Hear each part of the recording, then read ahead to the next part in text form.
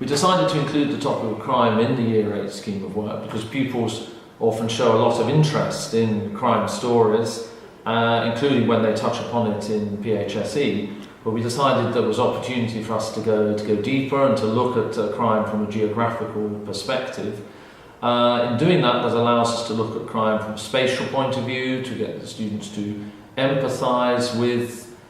different crime scenarios, but also in terms of the local area, to try to look at things more objectively and to try to look at such a wide set of data that perhaps they can disassociate themselves from the area that they live in and try to analyse the crimes occurring there using data that they wouldn't normally consider.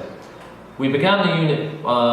looking at the UK scale to get so students have a wider picture of crime patterns within the UK. Then we narrowed it down to the London area and then to the local area. And that of course fits into them undertaking some local field work. And in terms of geographical thinking, we can cover a scale, we can cover spatial patterns, we can look at different factors that contribute to crime occurring, and we can look at different factors that might come into play in terms of solving crime.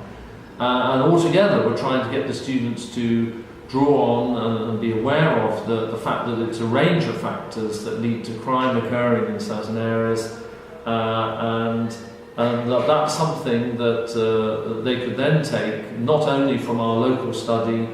close to the school, but they could look at in other areas and try to undertake their own assessments about, perhaps later on in life when they're living somewhere quite different, they could undertake their own assessments about whether the area is dangerous or safe and what the solutions might be to solving the crimes that occur in any area.